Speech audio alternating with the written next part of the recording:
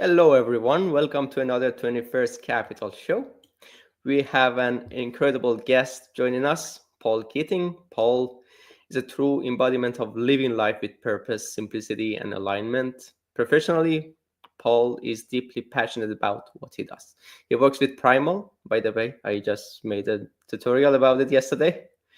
You can watch it on Nostr, and it's going to be published on Twitter on YouTube today too. And when he's not working, Paul is also a surfer. Exceptionally, today he didn't surf. He told me the story.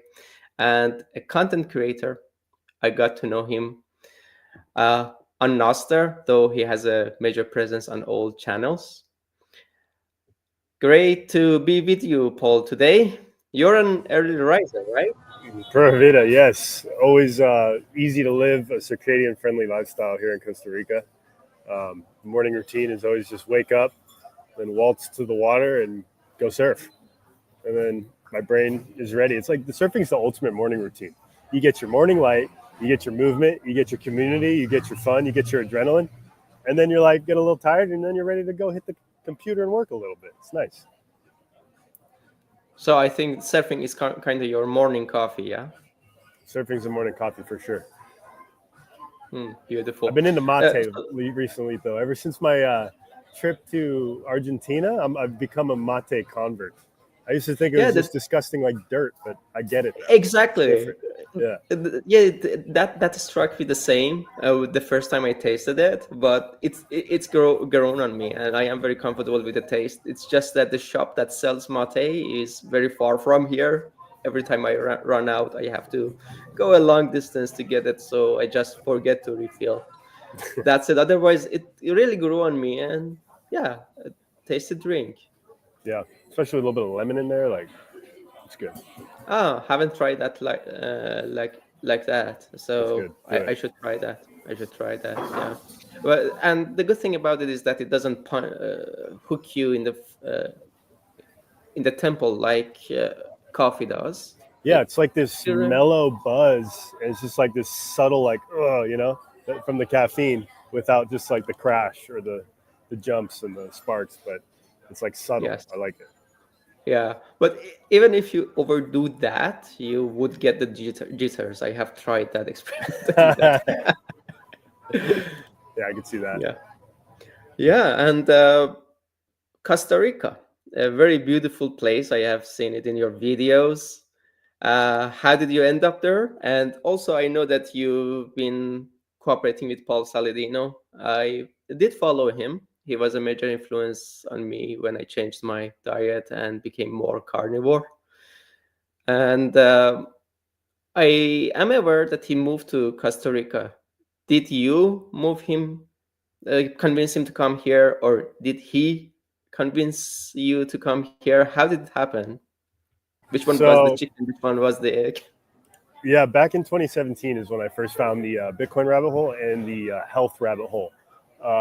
When I had this autoimmune disease that I never really figured out, I was just like on the couch and I was like, how am I supposed to get rich? How am I supposed to get healthy? And I found both of those rabbit holes. So I was an early like salad convert, found them before Rogan, got really interested in carnivore and whatnot. And then fast forward a few years later, I get bored enough to just go drive down to Costa Rica. I had made like a GoFundMe. The mission was to go to Nicaragua with a bunch of baseball gear, and the GoFundMe was to raise money for the gear and a little bit of my expenses to just go deliver baseball gear to everybody that I could find in Nicaragua on the side of the road, because baseball is their main sport, like soccer in most of Central America, but there it's baseball, and they have awesome waves, and I had been there a couple times before, so it's like, man, next time I go down there, I gotta bless these people with baseball gear, and I want to play too. So that was the whole mission. I ended up driving down there. And on the way, I hit a Bitcoin conference in El Salvador, the first one in 2021, adopting Bitcoin or whatever it was called, right after the legal tender law. And that was my first time actually meeting Bitcoiners in real life.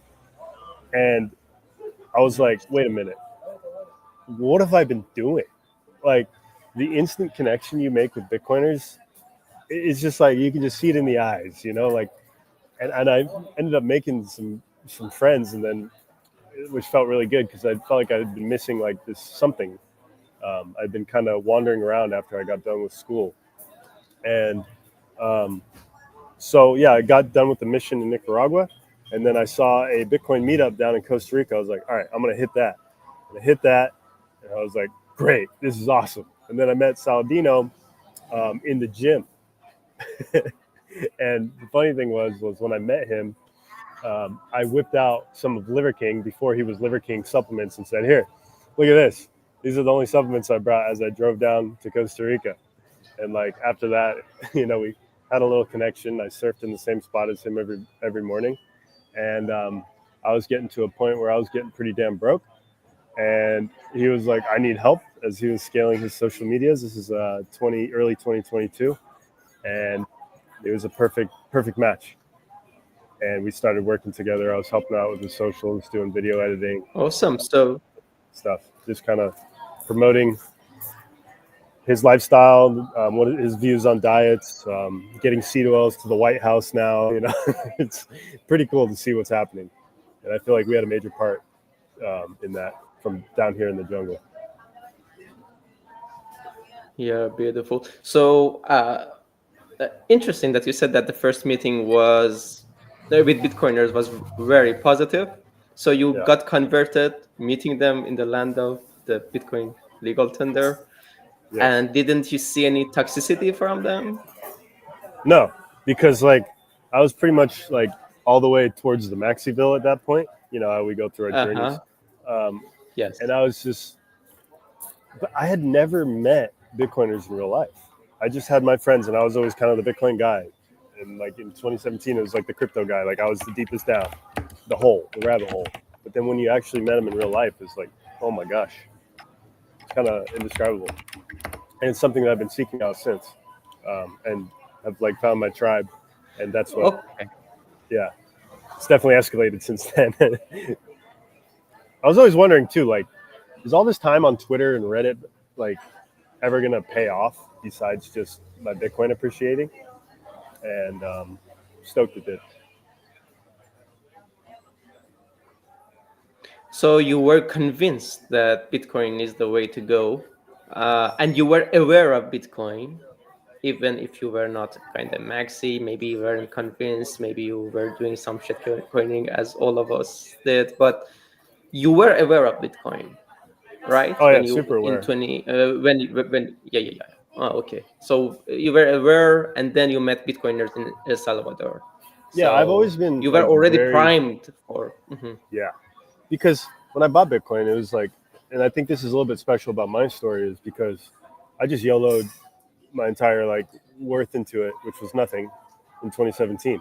Because I was like, okay, I understand compound interest, and I promised myself I'd never sell. So like from the very beginning, I've been majority Bitcoin, which when you have all your wealth in this thing, it kind of forces you down to put more attention into it.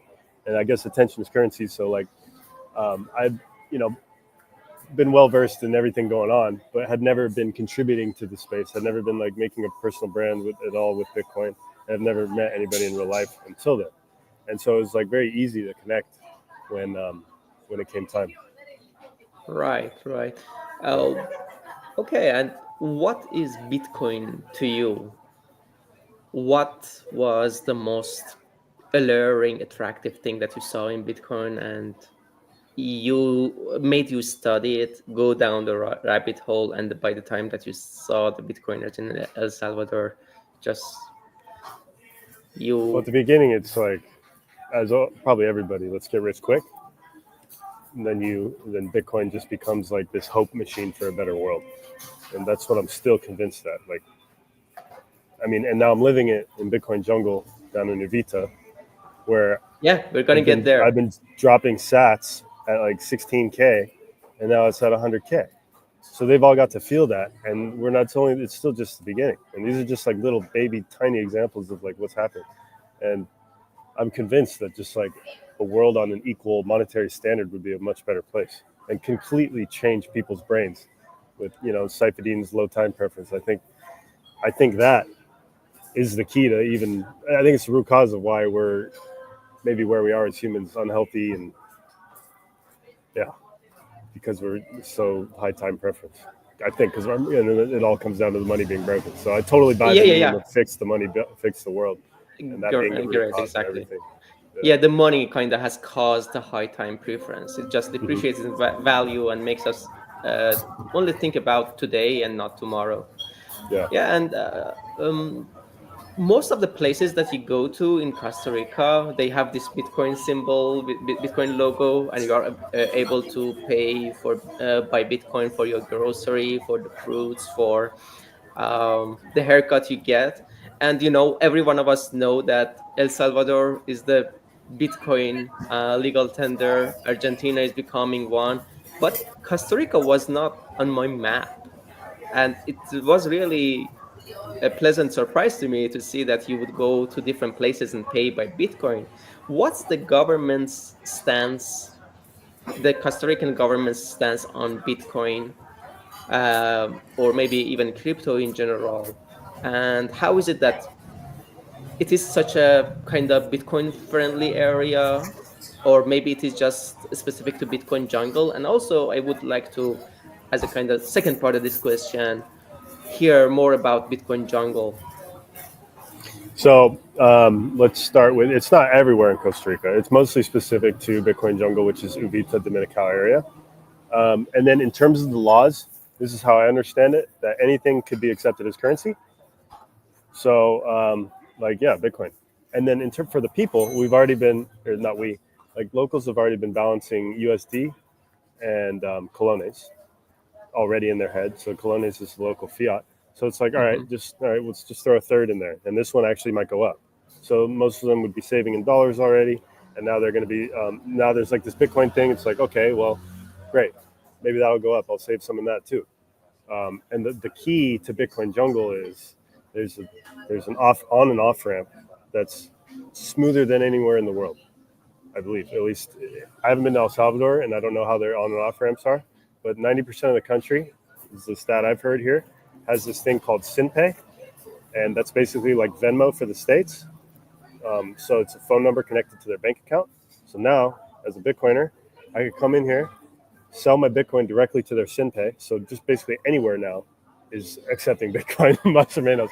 Um, but of course, in Bitcoin Jungle, they all accept. There are many, many, many places actually accept Bitcoin, and it's like I haven't seen anywhere else in the world like that yet. Maybe Madeira, El Salvador doesn't really feel like that. Um, and the Uh-huh. cool thing, the little key difference too, is that this has been completely grassroots instead of top down. Yeah, yeah, yeah. That's So amazing. I know El Salvador's probably a little bit scarred from the Chivo wallet, which didn't go very well. Exactly. Yes. Um, Maybe they weren't as ready. And then Costa Rica had the SynPay thing already. And before that, it was just Lee who founded it, going to the market and physically cashing out everybody that didn't want the Bitcoin. Hilarious. And then Francis comes in from Bull Bitcoin, and he figures out this SynPay thing. And it's been ever since then, it's spreading like wildfire. And of course, now the stories are locally getting out there that like, hey, there's this Bitcoin thing you could buy like this, and it's not just us going around shilling it or anything. It's like happening organically, and it's beautiful to see. Yeah, it's really beautiful that it is exactly as you described it. It's a more of a grassroots movement, the Bitcoin movement. It didn't become the legal tender there. Nobody heard about it on the news that Bitcoin is a big thing here. And it was really news to me when I saw you're paying everywhere with Bitcoin. That was fascinating. And there are heavens in the world that we do not know about. So I am getting more and more convinced to maybe move to even Costa Rica, though it's not probably the most well-known country when you are talking about Bitcoin friendly, but it in fact is. It just didn't have good marketing probably, or enough marketing. So it was to people who were able to accept every currency, and they said, okay, let's accept Bitcoin. I'm curious to know, how's the inflation going on there? Is it so bad, like for example in Venezuela or Argentina, No, as it was that's before? actually the funny thing. So I wait for that truck to go by. Okay. The Costa Rican colone is like one of the most powerful currencies in the world right now. Like it took forever for it to hit the all-time high in colones. The dollar to colone, like the dollar's worth way less colones than it used to be when I first got here. Wow. But they Maybe do because have. they are aware of their competitor, which is Bitcoin, so they keep themselves in check. Maybe. I have no idea with everything going on, but Costa Rica is a very like. There's a lot of people that move here, a lot of expats, and there's a lot of tourism's a huge industry, and it's thriving here. But yeah, it's cool. Yeah, and how is the state of taxes there? Because I live in Poland, and Hmm. look at my skin color, not very Polish friendly. Yeah, looking like uh, pretty tan. Let's go. yeah, yeah, and we don't get much sun here, so Hmm. I really miss the sun. I've been thinking of moving to some other countries, and of course, Bitcoin is a very important thing to me, and it's something very not with respect to sun, but with respect to Bitcoin, that has become very convincing to me is Czech Republic, which is just next door. But well, in Costa Rica, you have sun. And how is the state of the taxes when it comes to income tax and also liquidating Bitcoin, selling Bitcoin? So yeah, like anybody can come in and sign up with this SynPay thing through Bitcoin Jungle, and there's like no fees on that. You'll have to KYC if you go through over like a certain threshold of money. Um, and then in terms of the taxes and whatnot, I'm the last guy in the world to ask for that, to be honest. Okay. But you're allowed to stay here for 6 months at a time, perpetual tourist. Um, and all you have to Awesome. do is just walk out and touch the border and come back if you want. But usually Yeah. there's some sort of a conference or something that'll drag you out of here. Uh-huh. Okay, beautiful. So, and what is the threshold for taxes for KYC, if you know, or taxes? I think it's around like 750 or something like that 750 USD. Yeah, USD? Oh, for okay. The for threshold using the is very Bitcoin low jungle. though. Yeah. Uh-huh. Okay. And what's the story of Bitcoin Jungle? I'm Yeah. So interested to know. we have a movie coming out called Hummingbird. You can follow along at primal.net/hummingbird. And that should Definitely. actually get released finally um, in a month during the Freedom Festival. And we're going to release it to the world. I'm really excited. Great. But Bitcoin Jungle started as in a local farmers market during COVID. So it started, yeah, at a local farmers market. It's like this all organic market in Dominical, Costa Rica. And the founder, knew the head of the market, Kana, and they bonded over some other things during the time they found they're like-minded during COVID. And they just onboarded everybody in the market because there were some people with Bitcoin that didn't always have cash, and nobody in the market accepted credit cards. So they started accepting Bitcoin. And they saw the little glimmer of hope that it could provide. The founders of the farmers market, um, they had banks like taken from them, like they have some fiat wounds, and our film will show way more about that. And since then, it's just like kind of grown organically. It went to the markets in Uvita as well, Amazing. the farms, the market nearby, the town nearby, and now it's in like a bunch of the restaurants. And it's freaking amazing. It's just taken over. Everybody knows about Bitcoin down there, and the people working down there too. It's like there's no question. It's just like, oh yeah, accept Bitcoin, yeah, fine, yeah, easy. It's really cool. Awesome. Um, So again, grassroots movement from the farmers themselves. yeah, Okay. and Could then you remind me that? a lot of work from Lee too, like actually cashing out and onboarding people, and the work with the app's insane too. It's super easy to create a point of sale and get going. Um, and then now we even have an office for people to just come by and ask questions about self custody and everything. It's absolutely amazing. It's like this little piece of paradise is Bitcoin, like this slice of what's possible. Oh, awesome. And actually, if you know about our mission, we Yeah. also provide services in self custody, encourage self custody with any amount of money. And our services are mostly dedicated to high net worth individuals who have difficulty setting up their own wallet, and they are relying on ETFs or exchanges to hold their money. Yeah, it's an So if important they mission. And all this is like, it's so much Yes. accelerated by like boots on the ground, human to human interaction. So, like, what you're doing is super important.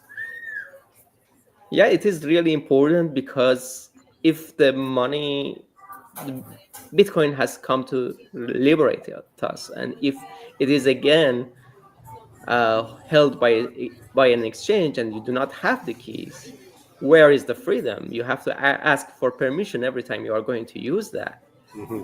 So it really kills the point if you are holding your Bitcoin with an exchange, or you just look at it as a kind of investment on ETF.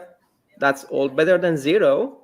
Better And I than can zero. understand that for so many people it is difficult to come up to.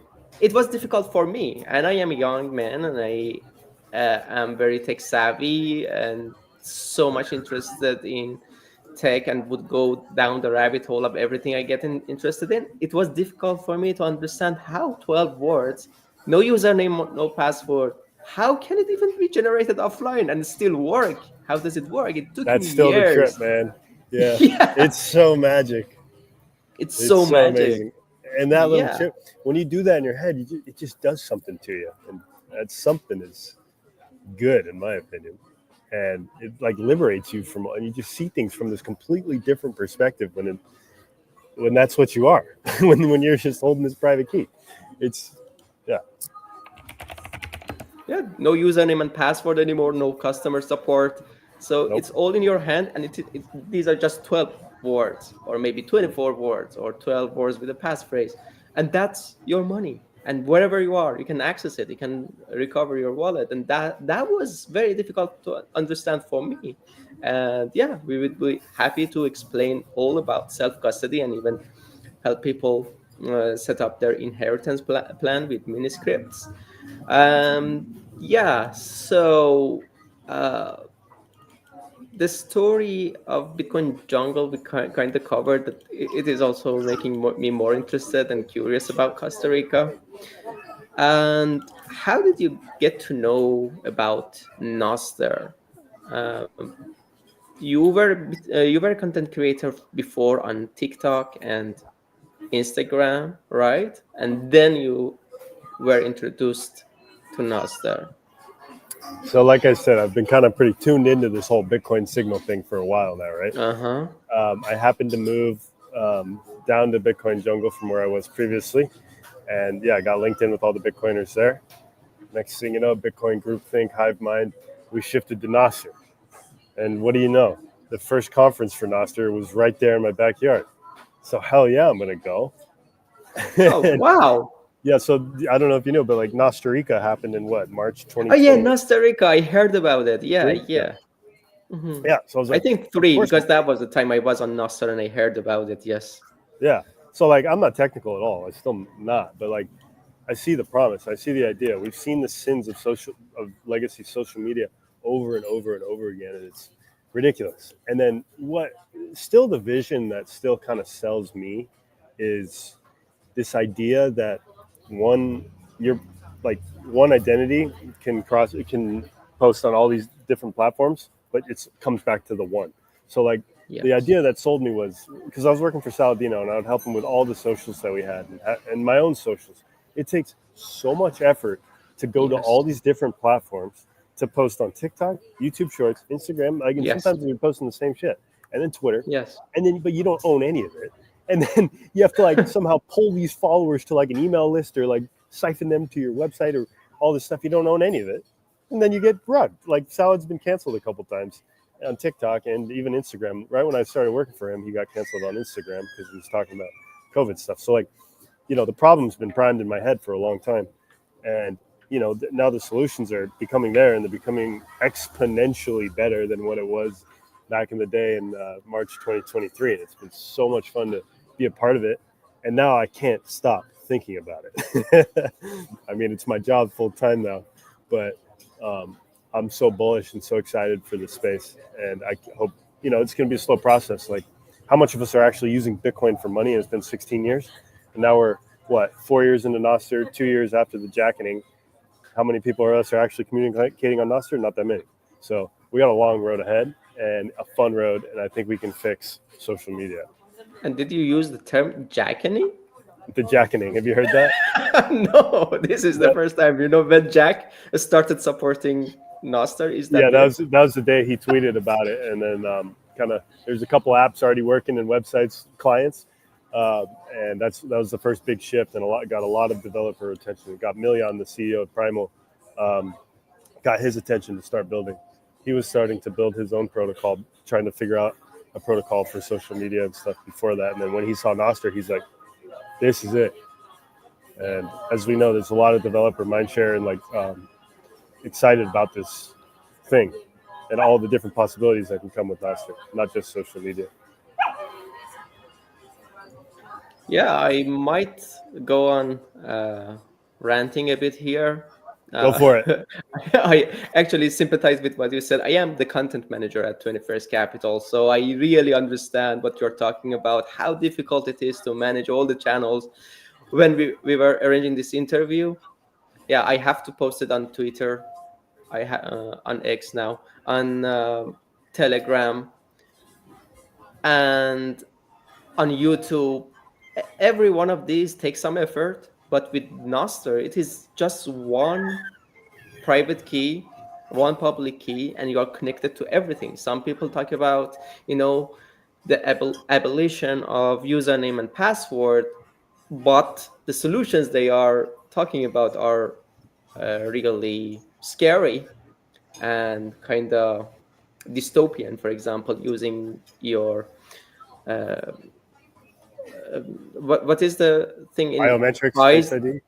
Yeah, Face Right? ID, and the other thing that recognizes your pupil, or what does it recognize? Those things, you Okay, I know. get it. Yeah. Yeah. So instead of using username and password, use your eye or your I face. mean, we all know where that's going, and it's not a pretty Yeah, place. it is not. It is No. not. But with Nostr, you have a private key and a public key, and there can be so many of them. You can generate several of them and own all of them for different purposes yourself. I have chosen to have one. That's easier for me. But if you want to, actually, I have two, because one of them is experimental for the apps that I don't know and might crash, might leak my data, might have some problems. I don't want to share it with every one of them. I just, for one of them, I use an experimental one. And it's so easy. We are now currently we are live on a Zapstream, and I can easily share it at the same time from the same channel on the whole Nostr. If you are using Primal, if you are using Damus, if you are using Amethyst, if you are using any platform, you are connected to the same thing. You will see the same thing. There can be differences in the things that you see, because not all the apps can show all kinds of things, but you do not have to, you are not concerned with that. You do not have to worry about that. And that's beautiful. And you own your data. I go on Twitter, and every day I go there, today someone has been nominated to be hated. Today someone has been nominated to be loved. And you see all people talking about one person that I didn't care about at all. But on Twitter, it's so, sorry, on Nostr, it's so natural. You are your own algorithm, and you curate what you see. I curate what I see by the people I choose to follow. I come there. It's so blissfully boring, and I'm saying boring with a lot of love. I just see what I want, and it is from different kind of people that I have chosen to follow, and the algorithm doesn't decide which ones to feed me and which ones will hold my eyeballs on the screen. I can blissfully choose to interact with the app, and it's really blissful. My content really gets circulated. I said that it's going to become a rant, so yeah, there you Rant go. on. Let's go. There's so much there, man. Nostr just fundamentally asks the question, what is social media again? As we're building it on our own, and the most beautiful thing to me is that Nostr basically means ours. And I'm in Costa Rica now. We speak Spanish. Nosotros. In Italy, my wife's Italian. Aha. Nostra is ours. They both mean ours, us. Wow. So we're building this thing together. It's all open source. So if you make Nostr better, every client can adopt that, and we keep going up together. if you make an algorithm I like, I can implement it and use it. Like, it's so cool. Then when you go on to legacy social media now, you completely see it and feel it. Yes. Like, I'm on Instagram and I unfollowed everybody on Instagram because I think it's on brand as I'm, promoting people to go to another place. But then you go to your popular page or you go to do one thing and you just feel the app trying to scream for your attention at all costs, and you can't turn it off. Instagram would be a much better tool, and maybe they'll catch on to this and be able to like turn off the algorithms and turn off the popular page, or like have a little bit more agency in what you see.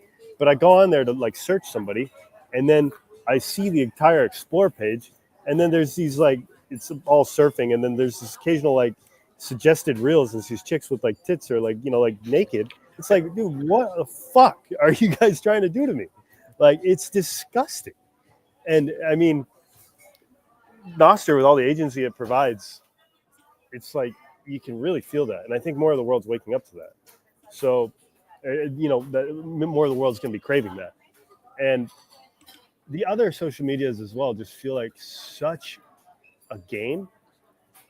And I try to imagine what the world would look like if all the content was flowing through Nostr, and how different it would be. I mean, now that the primary way we communicate with the world is through this thing, and consume and learn is through this thing, a rectangle, and maybe even in vertical video, that's completely changed us as humans. And it's been happening very fast.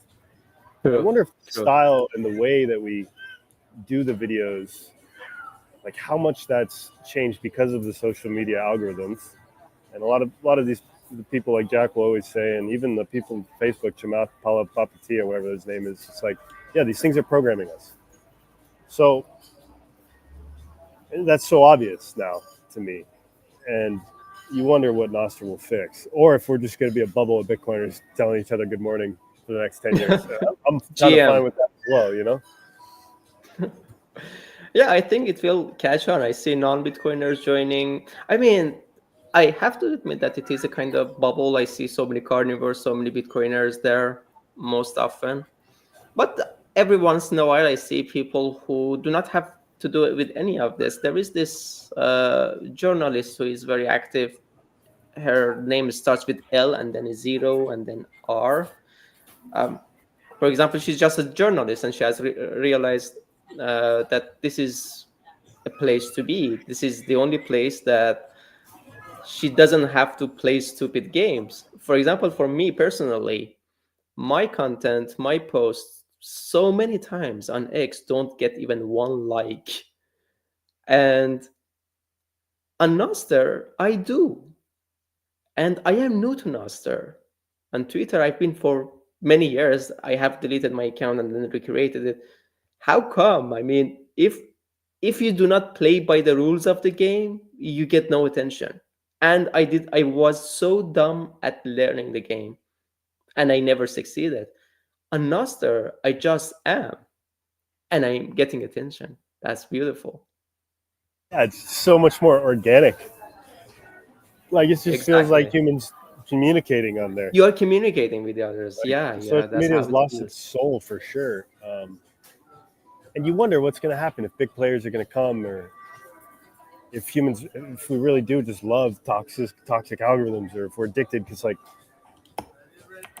but I mean, the smart people, I mean, maybe are already here on Nostr and have figured it out, right? But look, I mean, my wife was just telling me this morning, like, I don't even want to post on Instagram anymore.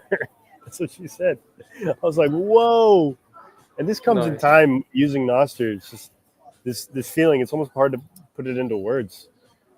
But I don't know, man. I'm bullish. It's Man, I only going to am get more this close. I'm this close fun. to deleting my X account. And despite being the content manager, having to contact people to come on the podcast, I think I can still pull it off. Maybe I need to just be a bit cautious, do it a bit later. But I am really this close. I have pondered about it. Maybe it's coming soon. Maybe when more people are there, I can safely pull the plug on it and just be on Nostr and live a happier life. I don't like looking at the hateful stories Yes. promoted by, it is either so hopeful or so dystopian. There is no boring stuff. There is no mundane stuff that you would talk about with your friends. This Yeah. is just because that will not keep your eyeballs. But for some people, I Yeah. feel safer in Nostr and I want to be there. So Isn't that that is what, crazy? Like, yeah, you accidentally give your eyeballs away too long at something because it's like, I mean, it's like freaking seed oils. It's like processed food. That's what I yes, think legacy social media is. It's completely processed food. It's designed to addict you. yes, It's designed to make you want more and to stay there, just like a Doritos. Like, it's literally triggering these things in your brain that makes you love it.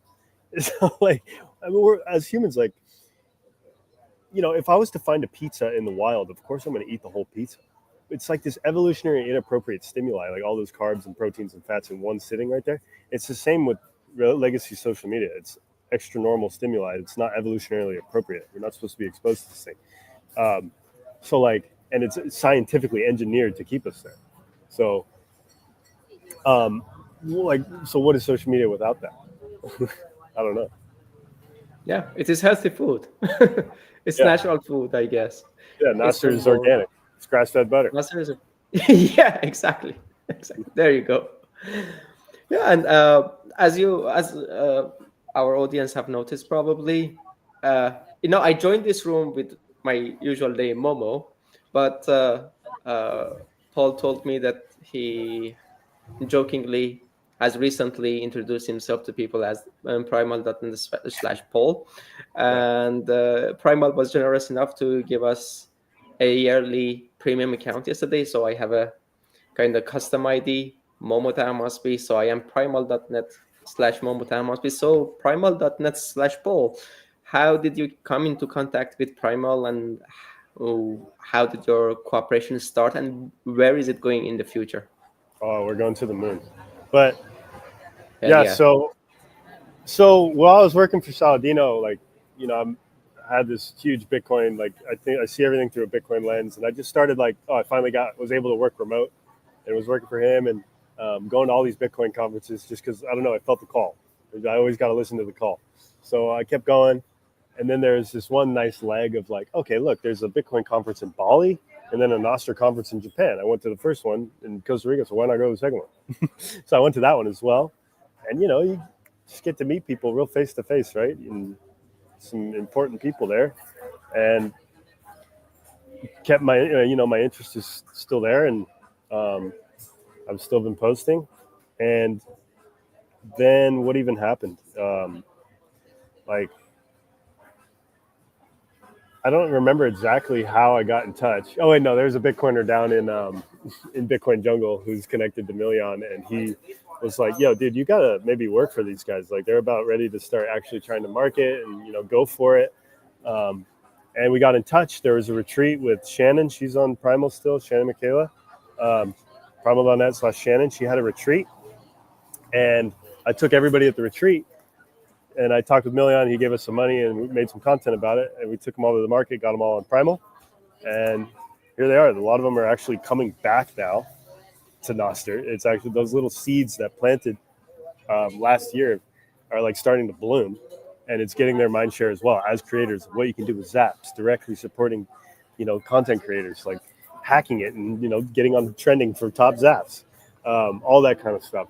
So it's pretty cool. And from there, it's just now I'm full time cranking out content, making clips, making my own content, talking to people in real life, doing things like this, and just being a full time Nostr shill for money, which is amazing because it's basically what I was doing before, anyways. Yeah, and here you are paid by in the hardest currency, and it is proof of work. Likes, it doesn't take me that much time to just like something. It doesn't take anything out of my pocket. I do pay by time, but it can be faked. A robot can do it very cheap, but I cannot zap you fake zaps. I mean, I will run out of money. I cannot print it. You can just replicate likes, but trending with zaps is really getting, popular, I really mean, getting people attention. are gonna game the heck out of that, but I'm here for it. And you see it, you see a Zap advertisement. It's like it's so wholesome. Like the creator Yes. actually got paid for the company or whatever to have space real estate on that post. It's like this beautiful loop. And how does that actually, you know, keep building and compounding? I have no idea, but I can't wait to see it. Like people are gonna game it. It'll only get more interesting from here.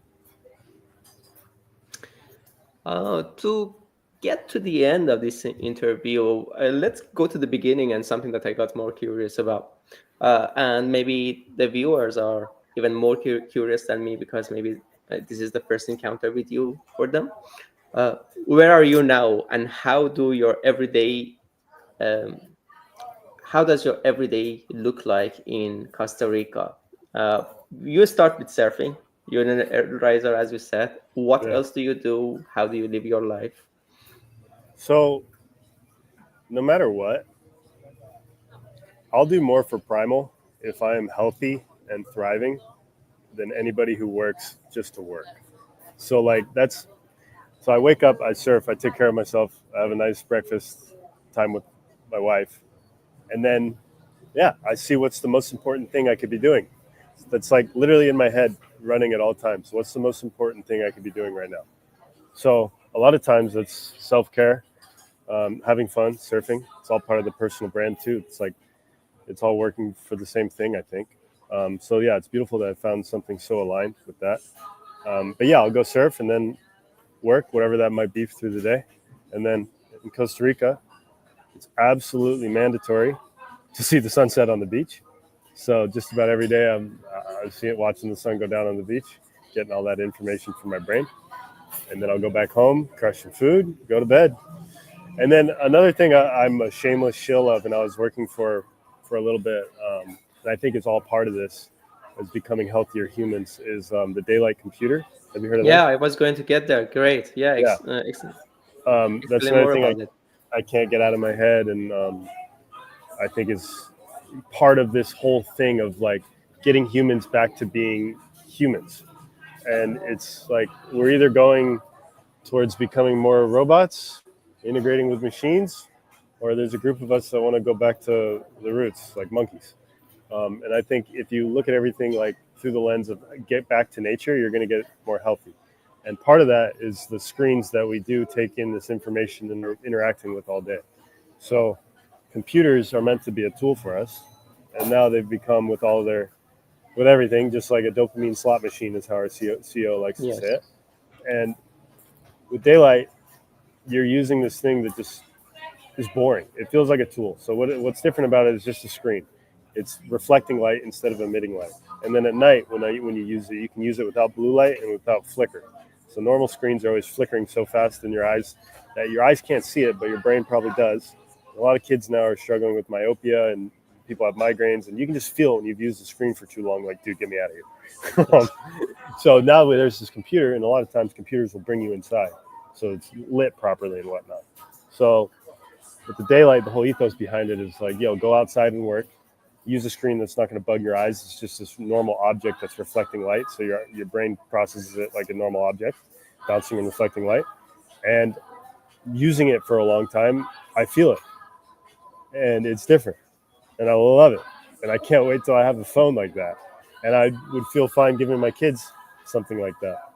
And that's part of it as well. So I try to limit, artificial light at night. And even during the day, I'd like to work outside in naturally lit places as much as I can. I never have shoes. Uh, it's Yeah, all part of notice it. that. Yeah. Yeah, and then in Costa Rica, when I'm in Uvita, the farmers market's just like the place to go see your whole community. I mean, and drop off sats everywhere. So that's all part of it as well. Amazing. Yeah, I have actually read a book about barefoot running. I have forgotten the name, but maybe maybe the same book, maybe the same author has convinced you into doing that. Not sure. I remember I it was slightly before the lockdowns, and I would do some runs and I would listen to some podcasts as I was running. I loved it. but I had some pain in my left foot, and I was listening to this book about. The name of the book is Born to Run. There it is. Yeah, I couldn't remember it either. That's it. Yeah. Yeah, I was listening to the book as he was running, and at some point when I was in the middle of my run, I was like, "Yeah, my knee is hurting. How about I take off my shoes?" And it was cold. It was in winter, and as I said, I'm based in Poland. I said, "How about I take off my shoes?" Hmm. I did, and it didn't take that long for the pain to just go away. It was being caused by the shoes that I was wearing. Interesting. Yeah, and I continued doing that. I'm not much of a runner, and I don't continue running that much. That people on the street would see me, and they would turn back and look at this crazy guy walking barefoot. So, I've is gotten it? that many times. My wife hates it. Now I got like grounded, wide toe box shoes and some sandals that, Yeah, make me fit in more in the city. But I personally love city walking barefoot. But like you go into it, and of course, your motor patterns are all going to be all messed up from wearing these rubber shoes with these huge arches and whatever growing up. So it takes a while, I think, to unlearn it and learn how to walk properly again. And you can definitely overanalyze the heck out of that and be stuck there forever. But just going barefoot, you're taking in so much more information from the earth. You're literally yeah, connected to the earth. So yeah, you see those images of like the blood flow being better when you're connected to the earth and you're grounded. And it just makes sense. Like, of course, we're not supposed to put these rubber things that are completely like blocking us from the earth at all times. Of course, we're not supposed to be up all night. Like, it's all connected. Just like go back to being a monkey, and then Oh don't man. overcomplicate it. Like, there's so much science to it. You listen to Jack Cruz and your brain explodes. But then at the same Uh-huh. time, just how would someone in nature actually live? I see this sign that said on the way here today, and it says, "Don't feed me. Let me eat my own food." And it was like a picture of a monkey. And then I was thinking of humans. It's like, wait, we don't even know what we're supposed to eat anymore. It's Yeah, hilarious. yeah. If they leave us to our own devices, maybe we would eat. Not maybe, we do. I have done it all the time that I have eaten the same junk that I was being fed as food. And yeah, we are not meant to be awake all night. Last night I had a night shift. It was brutal.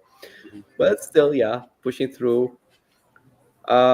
And yeah, and you walk more mindfully when you are barefoot. I thought that it would be very difficult and my foot would get injured,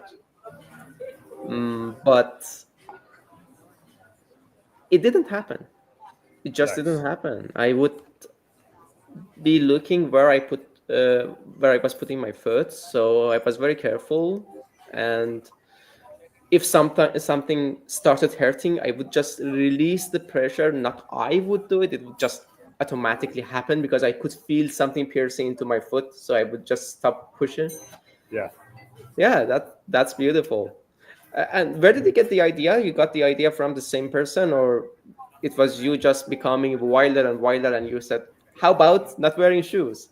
I guess, yeah, it's just like this anti, like, this unlearning process that you just kind of start going down. And maybe even started with the Bitcoin thing. Like, I grew up 24 years straight up in school my whole life. I got a master's degree and everything. It's like, then you get out of there and it's like, Yeah, oh, what am I actually interested in? Start yeah, feeding yourself your own curriculum, unlearning things that you've learned and questioning everything. And you go back, this is where you end up, I think. And then obviously it's who you hanging around. Like, I hung around Chief Monkey Saladino for a while, and we're still friends and stuff. So like a little bit of groupthink maybe, but I feel good. Mhm. He does this barefoot stuff too. He doesn't wear shoes. No. In Costa Rica, you just don't wear shoes, man. It's normal. So it is not that abnormal. Yeah, so many people do not wear shoes, right? I'm looking around now, like, still most people wear shoes, but it's But not it like is. you go into grocery stores and everything. You don't have a shoes or shirt, you're totally fine. People don't look at you twice, and I forget that sometimes when I go to the States, or my wife will always remember, but me no. Oh, okay. Yeah. That's awesome. That's awesome. Um, Yeah, we covered so many things. Is there anything else that you have in your mind that you would like to share before we end this interview? Yeah, I guess I forgot to cover like where we're going with Primal, and Oh um, yeah. I guess my personal vision. Um, I mean, what I think would be awesome is people come to Nostr and all of a sudden become the best versions of themselves. Like you said, we want to make a bloom scrolling algorithm. I don't know the details of that, but like as you said before, it's more natural human communication. You see like carnivore and like health people and Bitcoin. It's like, what if you come to Nostr and just like start learning Bitcoin and how to be healthy? That'd be awesome. Um, and then in terms of like what we're building, we're always tweaking things, fixing the onboarding flow. One day we'll have Zap.stream in there, Nostr live stream stuff. Oh yeah, I We'll want get the that. I want we'll get that. That's we all actually want my that. most. That would be my most wanted feature. Yeah. Okay, you too. All right, great feedback. We want.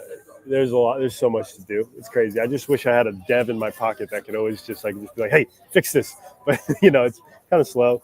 That we're building, but we're gonna go for it, man. We want the world's information. We want millions of people to come to Nostr. Um, Yeah. so we're gonna go for Yeah. it. Yeah. I was talking about saying goodbye and all, but something else came to my mind. Do you still have time? Can we Yeah, yeah. continue? Oh, okay, good. So about this primal life, and also embracing technology. You have adopted fucking Bitcoin, and Bitcoin is not something for.